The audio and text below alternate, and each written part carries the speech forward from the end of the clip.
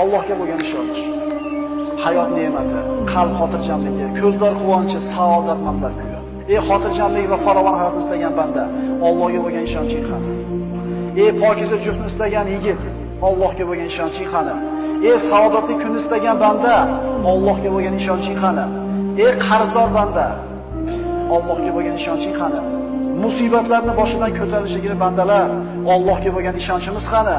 Gunohkor bandalar, gunohlarni kechirishligiga bo'lgan Allohga bo'lgan ishonchimiz qani? Bizga mana shu ishonch naqadar kerak shu kunlarda. Suv bilan havodan ko'ra zarurroq bo'lgan ishonch. Bizda shu ishonch bormi? Axir Alloh menga duo qilinglar, ijobat qilaman degan, ishonmaymizmi?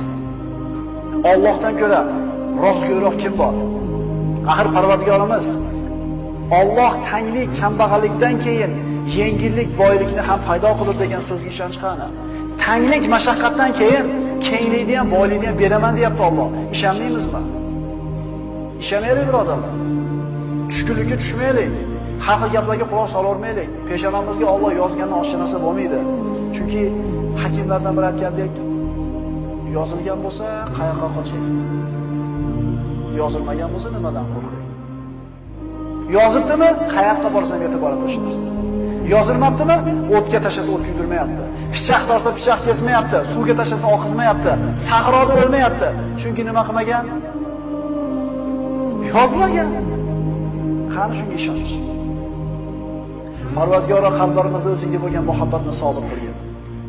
O'zingga bo'lgan ishonchimizni, tavakkulimizni mustahkam va quvvatli qilgin. O'zingni zikring, shukringlarni hidoyat qilgin. O'zingga ro'baro bo'ladigan kunimizda og'zimizdan chiqqan oxirgi so'zimiz la ilaha illalloh Muhammad Rasululloh kalimasi bo'lishini nasib etgin. Agar shuni ham Alloh xohlamagan bo'lsa ayta olmaymiz, birodarlar.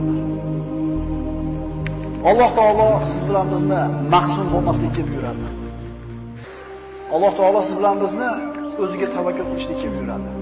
G'am, qayg'u, huzn insonga nimani olib keladi? Alloh taolo siz bilan bizni man qilgan ish. Mahzun bo'lma. Hech qachon mahzun bo'lma.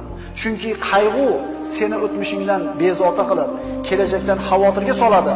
Oqibatda bugungi kuningni yo'qotasan. Hech qachon mahzun bo'lma. Chunki qalb qayg'u bilan ovora bo'lib, ruhing so'nib, yuzing nuri ketadi. Orzu umidlaring yo'q bo'ladi. Ey mo'min banda, mahzun bo'lma. Chunki qayg'u dushmaningni xursand qilib, do'stingni mahzun qiladi. Qayg'u sababli haqiqatlarni ko'ra olmay qolasan. Mahzun bo'lma, chunki qayg'u qazoy qadorga norozilik, ne'matga samonko'rlik bo'ladi. Mahzun bo'lma, chunki qayg'u, g'am yo'qolgan narsani qaytarmaydi. O'liklarni tiriltirib, qadarni qaytarmaydi, foyda keltirmaydi. Mahzun bo'lma, chunki qayg'u shaytondan, qayg'u faqrsizlik va umidsizlikdir. Mahzun bo'lma. Agar sen faqir bo'lsang, umri qarzga botib ketgan kishilar bor. Agar mingani uloving yo'q bo'lsa, oyog'i shol bo'lib qolgan odamlar bor. Mahzun bo'lma. Agar bir farzandingdan ajragan bo'lsang, shunday insonlar borki, bitta baxtsiz hodisa tufayli butun oilasidan mahrum bo'lganlar bor. Mahzun bo'lma. Agar gunohkor bo'lsang, tavba qil. Yomon ish qilgan bo'lsang, istig'for et. Xato qilgan bo'lsang, isloh qil. Allohning rahmati keng, tavba eshiklari ochiqdir. Mahzun bo'lma. Agar g'amga botsang, asablaring taranglashib, vujudingni qiynab tunlarni bedor qilasan. Mahzun bo'lma, chunki qazo qadar qalami ishini bitirgan, varaqlar qurigan, kitob yopilgan, undan oshiqcha ham kamon bo'lmaydi. Mahzun bo'lma. Mahzun bo'lma. Qo'lingdan ketgan narsaga g'am chekma. Bittasi ketgan bo'lsa, hali qo'lingda juda ko'p Alloh taoloning ne'matlari bor. Axir Alloh aytmaydimi? Agar Allohning ne'matlarini sanasangizlar, sanoqqa yeta olmaysizlar. Bitta ko'zing o'yilgan bo'lsa, ikkinchisi turibdi. Ikkala ko'zing ketgan bo'lsa, qulog'ing, oyog'ing turibdi. Bitta ne'matdan mahrum bo'lgan bo'lsang, hali juda ko'p ne'mat bor. Mahzun bo'lma. Hasadgo'y, botil ahillarning tanqidlariga parvo qilma. Chunki ularning so'zlariga sabr qilishda senga ajr mukofot bor.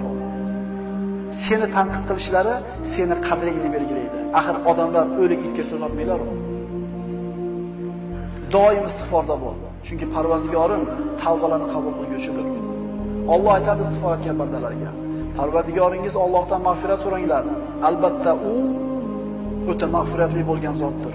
Shunda ustlaringizga osmondan yomg'ir yog'dirib, Sizlarni moli dunyo, bola chaqa bilan madad berur, hamda sizlarga bog' bo'stonlarni berur. Istig'for aytgan bandaning ustidan yomg'ir yog'adi. Bog'irog'i, bola chaqasi, moli dunyosi ko'p bo'ladi. Faqat ishonishlik kerak bunga. Mahzun bo'lma. Kasallik albatta ketadi. Musibatlar albatta ko'tariladi. Gunohlar kechiriladi, qarzlar uziladi, mahbuslar ozod bo'ladi. G'oyiblar, ketganlar albatta qaytib keladi. Osiylar tavba qiladi, albatta yomonlar jazosini oladi. Mahzun bo'lma. Mahzun bo'lma. Modomiki odamlarga yaxshilik qilar ekansan, albatta mushkullalaring hal bo'ladi. Chunki odamlarga yaxshilik qilishlik inson o'zining mushkullarini hal bo'lishiga sabab bo'ladi. Mahzun bo'lma. Chunki sen qilgan bitta hasanat uchun 10 dan tortib 700 gacha ajr beriladi. Balki undan ham ko'proq. Lekin qilgan gunohinggacha bittagina jazo beriladi. Mahzun bo'lma. Senda eng katta ne'mat bor. Chunki sen tavhid kalimasini aytganlardansan. Aqli qilasan, musulmonsan, qo'lingni duoga ko'targan kishilardansan. Sen mahzun bo'lma. Mahzun bo'lma, chunki sen hayotning yengil og'ir, issiq sovuq, faqir boy holatida ham foyda ustasan. Rasul aytgan-ku, mo'min ishi ajablanadi. Qanaqa kun kelmasa uni foydasiga. Yaxshi kun yetsa Allohga shukr qiladi, savob oladi. Mashaqqatli kun kelsa sabr qiladi, yana savob oladi. Bu faqat kimga berilgan? Mahzun bo'lmaydi musulmon odam. Mahzun bo'lma. Axir senda Qur'on bor, zikr, duo bor. Axir senda namoz, amr ma'ruf, sadaqa, boshqa savobli amallar bor. Boshqalarda yo'q bu narsa. Kim xohlardi dunyoda iymoningni berasan, dunyodagi hamma xohlagan narsani beraman desa, qaysi mo'min xohladi shu narsani?